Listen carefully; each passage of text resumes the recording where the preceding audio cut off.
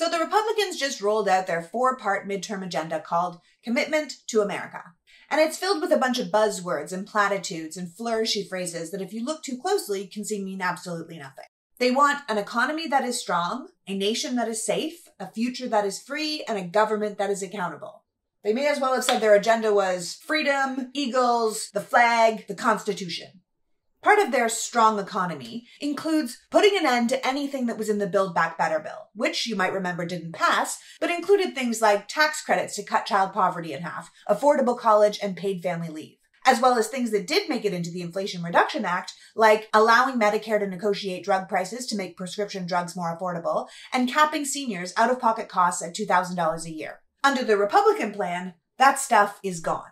A nation that is safe is their way of playing into the open borders and crime on the rise narrative that works with a base who isn't reading about the thousands of pounds of drugs seized at the border, or the totally legal asylum seekers who Republicans are now using as human pawns in a sort of sick game of look at these outsiders and which one of us can make them suffer more. A future that is free is ironic, considering the Republicans are the ones telling us what we can read, what we can say, who we can be, how we can dress, what teachers can teach, what we can or cannot do with our own bodies. What they have said under the freedom platitude is they want to make sure every kid in every neighborhood can succeed. But that is kind of tough if you're underfunding social programs and underpaying parents and maligning public education and losing teachers every day because you've made their jobs unbearable. It's also hard for kids to succeed if they're dead because you've made it that much easier for them to be slaughtered by guns in their classroom. But the final section, a government that is accountable, might be the most disingenuous, considering theirs is the party who tried to overturn the last election, then instigated an insurrection, and then voted against looking into what happened.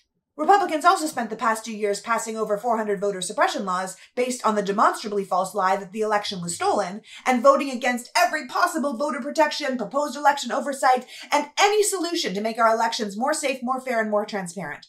To this day, the Republican Party has candidates across the country running for office who claim the man who stole top-secret nuclear documents is the rightful president and should be reinstated. They even have a case in front of the Supreme Court that would allow state legislatures to overturn the will of the voters without any recourse. So saying that theirs is the priority to ensure safe and fair elections, it's a tough sell. Bottom line, the GOP's 2023 platform includes a nationwide abortion ban, higher prescription drug prices, gutting Social Security and Medicare, and raising taxes on the middle class. Add to that far-right extremism, violence, and anti-democratic Christian nationalism, and we get a far better picture of who the Republicans are committed to, and it sure as hell ain't Americans.